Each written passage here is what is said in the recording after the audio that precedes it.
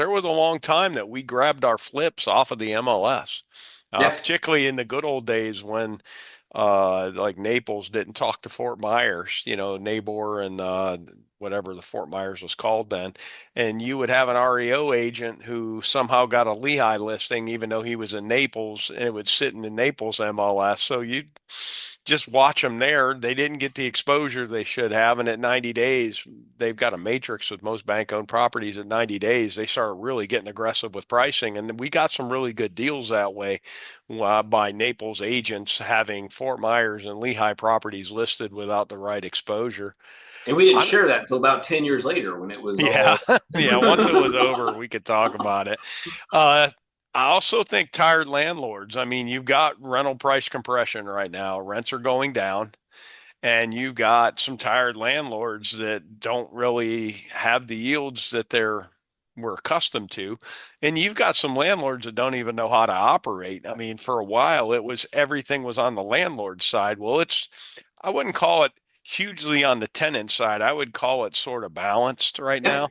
I agreed. mean, if Yeah, you're a big apartment building, they're giving away a lot of free rent for these big apartment buildings, but the people that are in houses are a whole different type of tenant than that's why there's some data out there that all these apartments are vacant, but the apartment tenant is a much different tenant than the single family tenant, if you want to oh talk no, I about agree. that, Mike. Well, no, I agree. And on a, well, go back to the landlord and the tenant aspect.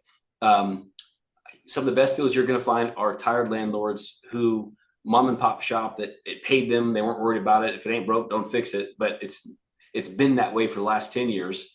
And they're just kind of going through they haven't made any upgrades they probably should have made. They haven't really increased rents much. They've just kind of been par for the course, and it's been sufficient for their needs in the meantime.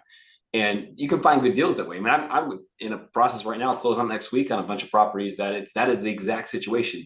Now the landlords knew what they were doing, but they're just tired. They're done. They want to be done with dealing with tenants. And again, I want to be clear. They had a very good operation, but on the dealing with it, they're just done. They don't have the problem anymore. So that's a good combination. Now, when it comes to apartments and single families and duplexes, even I feel like from my experience in owning apartment buildings and managing them, it's a more transient tenant in an apartment. Well, at least in Southwest Florida, because there's not as many apartments as there are single family homes, but you get more turnover.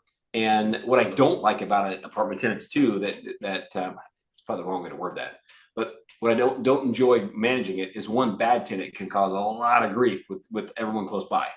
So, but it is a different mindset. If your apartments are going to be a little bit less typically than a single family home, but you're all the things you have to take care of when a house with a yard and all those things that an apartment tenant doesn't worry about.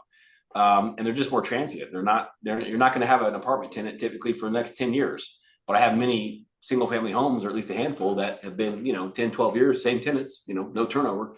They're there for a long time. So just more turnover, more brain damage on the apartment side, tenant wise, in my opinion, from Yeah. my experience anyway.